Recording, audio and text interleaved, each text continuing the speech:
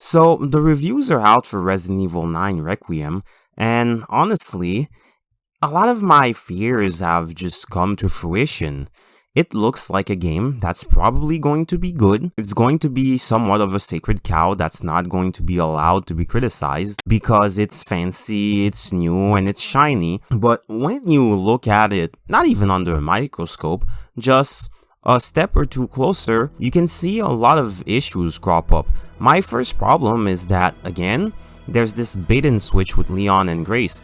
Yes, I'm one of those crazy people that wanted a Grace game, but they were looking like they were really invested in this new character.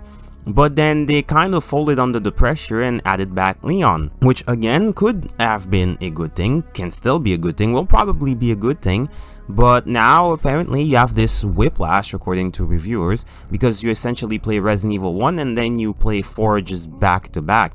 And that begs the question, why didn't you just do 2 games? Or again, you're Capcom, you're good at doing multiple scenarios. Why not have a section just with Grace and then have another scenario select where you play Leon? And then you could have one just go right into the other. But no, we didn't have that. They really can't commit to action or horror. The entire problem with this series is happening again. You were doing horror pretty fine, then you got tired of that, so you went into action because your creatives wanted to do something different. And then you went into more and more action for mass appeal, and now you're back to creative horror. And it takes you, what, the entirety of 2 games, and now you're already flip-flopping between the two. I thought we were going to have the action games in 3D and the third-person camera, and have the first-person games in 3D but in first-person and focus on horror. But now you're just essentially just bait and switching and removing Grace's game to give it to Leon. I really wish that they could have committed.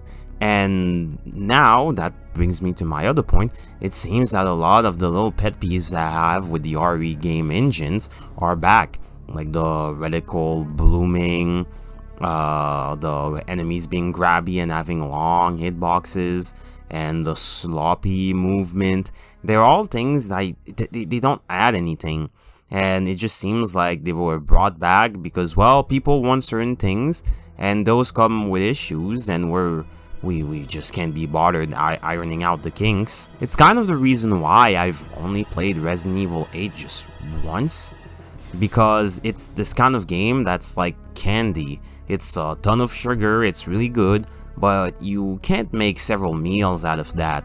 It was really good, and it was really flashy. It had a lot of highs, but it wasn't consistent. Even 7 was a lot more consistent.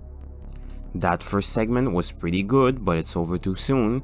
That second segment in the secondary mention was pretty good, more puzzle focused, but it was also a bit too cinematic and focused on jump scares. And that third segment, well, it kinda has too much combat. And now we're probably going to have this issue where you play Grace and then you get whiplash with Leon. All this to say that these games are really great, but they're not excellent like the past games. They just have issues that just shouldn't be there. They're there for the sake of being there because they don't care, because they're more thinking about the focus groups and the investors, and because they are probably not as talented as the past developers.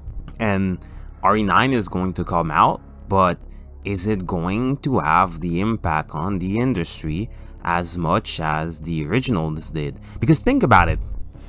How many people really talk about Ethan? Yes, we had the memes in the first couple of days, the first years, but who really talks about the story of RE7 or its characters? And especially RE8 with that dumb retcon they had at the end, with Spencer being taught by the villain of 8, Mother Miranda. And now 9 goes back to just hard pandering with the RPD from 2, which should just be Dust, and Leon. But when is it going to be able to again build its own identity? When is it going to move away from what is essentially incestual art?